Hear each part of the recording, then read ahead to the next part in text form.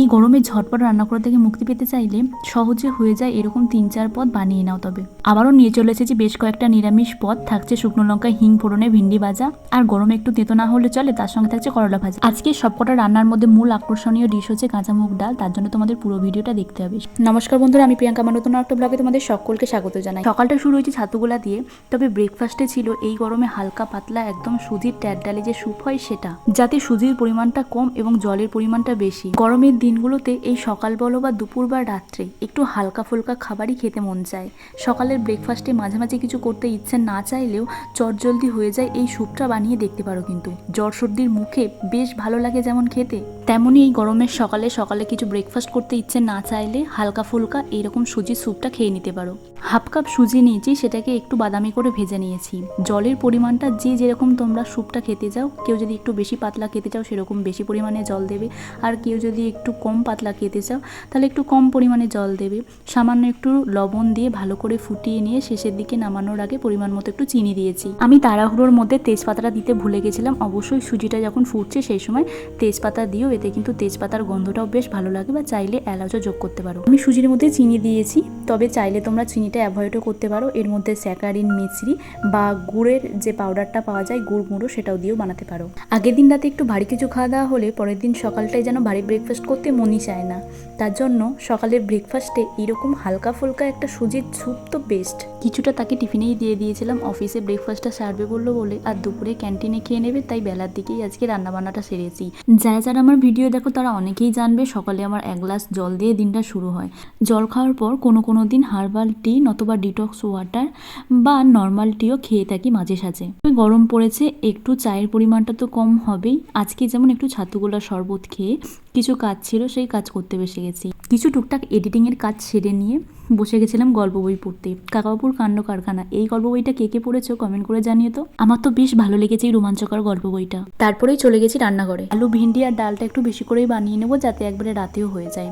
আলু আর ভিন্ডিগুলোকে একদম ছোটো ছোটো করে কেটে নিয়েছি। কড়াইতে সর্ষের তেল, হিং আর শুকনো লঙ্কা ফোড়ন দিয়ে আলু আর ভিন্ডিটা দিয়ে দিয়েছি। পরিমাণ মতো হলুদ আর লবণ দিয়ে হালকা করে ভেজে ঢাকা দিয়ে লো আঁচে এটাকে হতে দিয়েছি, যাতে আলুটা একটু সিদ্ধ হয়ে যায়। করলা নিয়েছি, টোটাল 3টে আলু নিয়েছিলাম, 2টো এই ভিন্ডি ভাজার জন্য ব্যবহার করেছি আর একটা করলা ভাজাতে দিয়েছি। করলাগুলো গোল গোল করে কেটে নিয়েছি, আলুগুলো একটু লম্বা করেই কেটেছি। কড়াইতে সর্ষের তেল দিয়ে আলু করলা সামান্য পরিমাণে লবণ আর হলুদ দিয়ে ভাজা ভাজা করে নেব।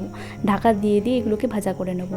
আলু আর ভিন্ডিটা হয়ে গেছে, শেষে নামানোর আগে একটু পোস্ত দিয়ে দিয়েছিলাম। সঙ্গে করলা ভাজাও রেডি। এবার কাঁচা মুগ ডালটা বানিয়ে নেবো। তার জন্য মুগ ডালটা ভাজার কোনো রকম প্রয়োজন নেই। মুগ ডালটা হালকা করে ধুয়ে পরিমাণ মতো জল আর লবণ দিয়ে 4-5টা মতো সিটি দিয়ে নেব।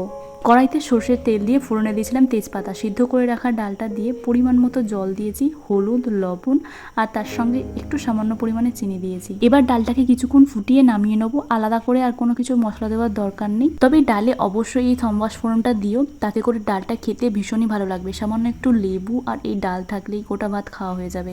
অল্প একটু ঘিয়ে কারি পাতা, শুকনো লঙ্কা, জিরে, ঘষে রাখা আদা আর একটু কাশ্মীরি লাল মির্চ পাউডার ভেজে নিয়ে এই ডালের মধ্যে দিয়ে দিয়েছি। এতে করে ডালটা এত সুন্দর খেতে লাগে, কোনো রকম মশলাপাতি সেরকম দেওয়া নেই, তবে এই সম্বাস ফোড়নের জন্য ডালটা ভীষণই খেতে ভালো লাগে।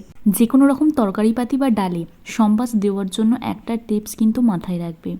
গরম তেলে বা ঘিয়ে যখনই লঙ্কার গুঁড়ো ব্যবহার করবে, সঙ্গে সঙ্গে সেটাকে দিয়ে তরকারি বা ডালের মধ্যে দিয়ে দেবে, না হলে কিন্তু লঙ্কার গুঁড়োটা পুড়ে যাবে, যাতে করে খাবারের টেস্ট ভালো হওয়ার জায়গায় কিন্তু খারাপ হয়ে যাবে।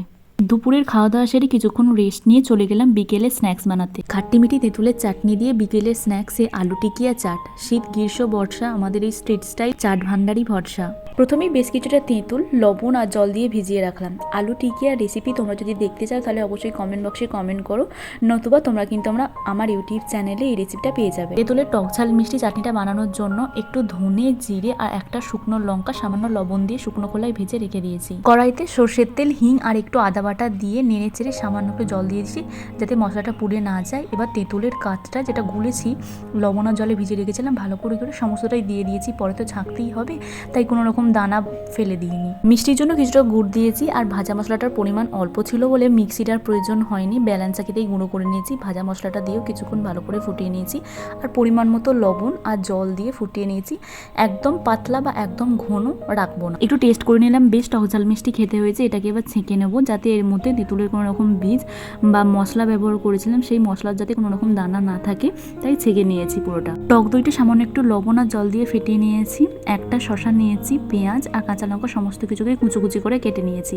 তেঁতুলে ভিটামিন সি এবং প্রচুর পরিমাণে অ্যান্টি অক্সিডেন্ট থাকায় খাবার হজম করতে সাহায্য করে। যাদের গ্যাসের বা কনস্টিপেশনের সমস্যা রয়েছে তাদের জন্য বেশ উপকারী এবং লিভারের টক্সিন দূর করতেও কিন্তু সাহায্য করে। টক দই নিয়ে আলাদা করে আর কি বলবো, তা তো তোমরা সবাই জানো। এই গরমে শরীরকে ঠান্ডা রাখতে ভীষণভাবে কিন্তু সাহায্য করে। তাই গরমে একটু কিছু চটপটাদার খেতে ইচ্ছা করলে এইরকম চাট কিন্তু মাঝে সাঝে খাওয়া যেতেই পারে।